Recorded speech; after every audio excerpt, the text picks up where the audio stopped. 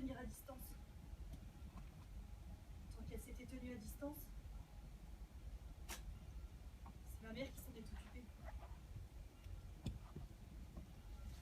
Je ne la haïssais pas, je ne la détestais pas ou je ne sais quoi. Simplement, je ne l'ai pas attendue.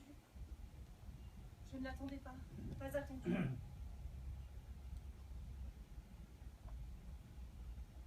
Je ne l'ai jamais senti en moi. Du début jusqu'à ce qu'elle sorte. Jamais je l'ai senti. Je m'en suis pas rendu compte. Jamais su.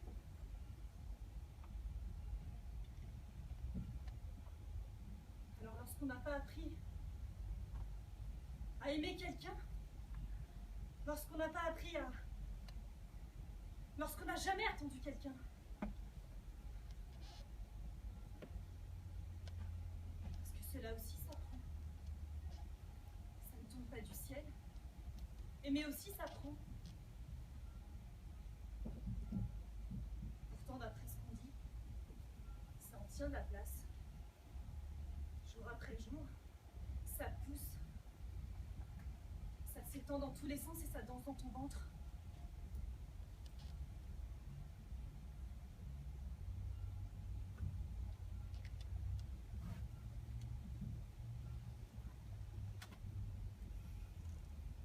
Je me demande qui a bien pu planter ça dedans.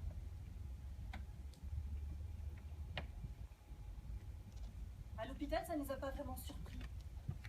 C'est de plus en plus fréquent, m'a dit la médecin-chef. Elle avait de ses yeux, cette femme. Des yeux de soleil bleu.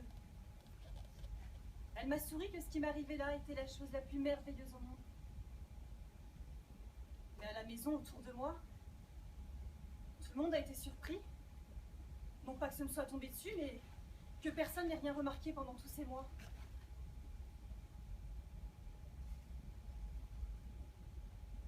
Peut-être que je savais, mais que je me refusais à l'idée que... Je n'arrivais pas à me dire que c'était une partie de moi, que...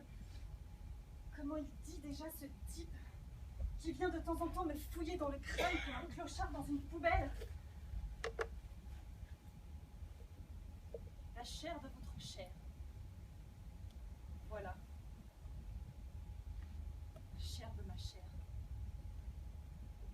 En fait, ce qui se passait en moi était beaucoup plus simple que ce que recherche le fouilleur de crâne. Comment dire cela?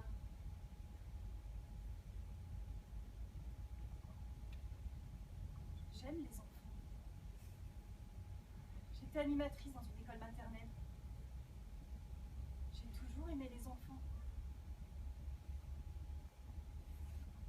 Et là, c'est ce que j'ai dit au juge.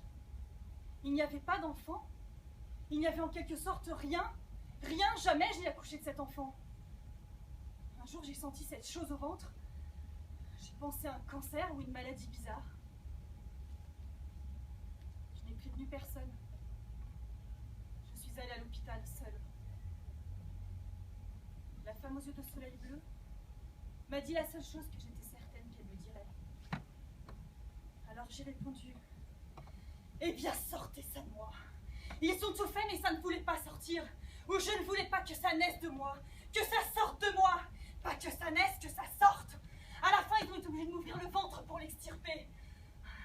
La femme aux yeux de soleil bleu m'a dit c'est une fille. Elle hurlait. Et j'espérais que ce fût parce que les infirmières l'étranglaient. Pas par elle ou quoi que ce soit. Simplement je ne l'ai pas attendue. Je n'ai jamais senti danser en moi. Pas attendue. Me suis jamais douté qu'elle était là. Pas appris à l'aimer. Parce que cela aussi s'apprend. Aimer aussi s'apprend. J'aurais pu la détester, la haïr, parce que d'un certain point de vue, elle est montée en moi comme une passagère clandestine. D'un certain point de vue, elle a squatté mon corps. D'un certain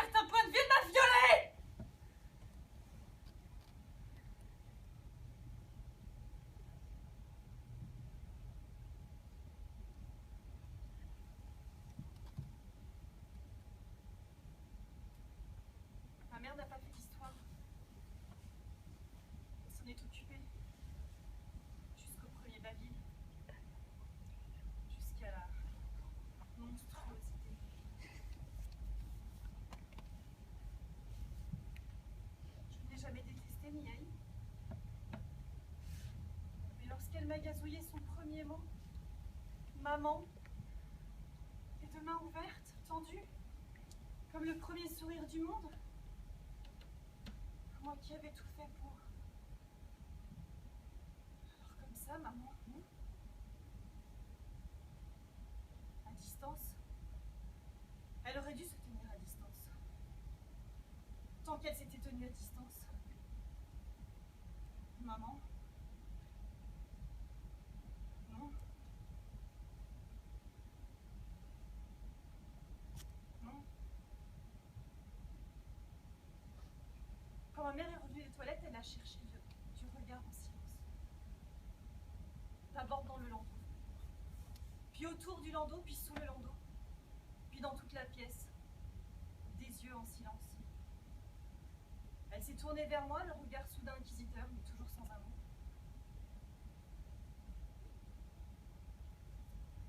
Sans un mot également, j'ai tourné la tête.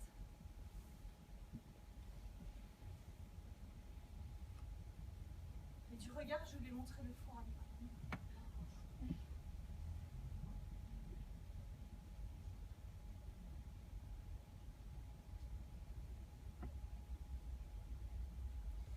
Vous n'êtes, c'est le procureur qui s'étrangle ainsi, vous n'êtes qu'un monstre à sang-froid doublé d'une menteuse perverse.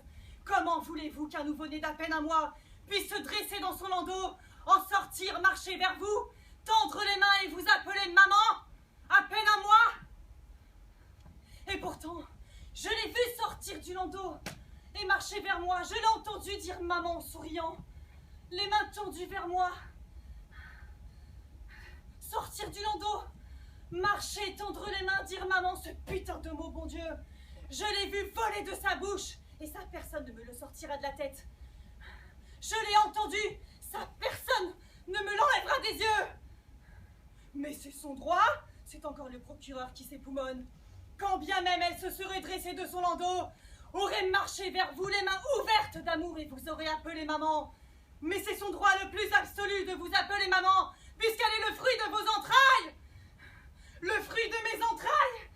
Mais qui a bien pu me planter ce fruit-là dans les entrailles? Tout le temps qu'a duré le procès, j'ai eu l'impression qu'il ne s'agissait pas de moi, que l'on s'adressait à quelqu'un d'autre.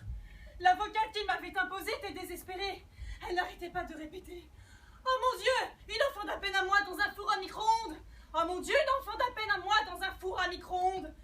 Oh mon Dieu, une enfant d'à peine un mois dans un four à micro-ondes.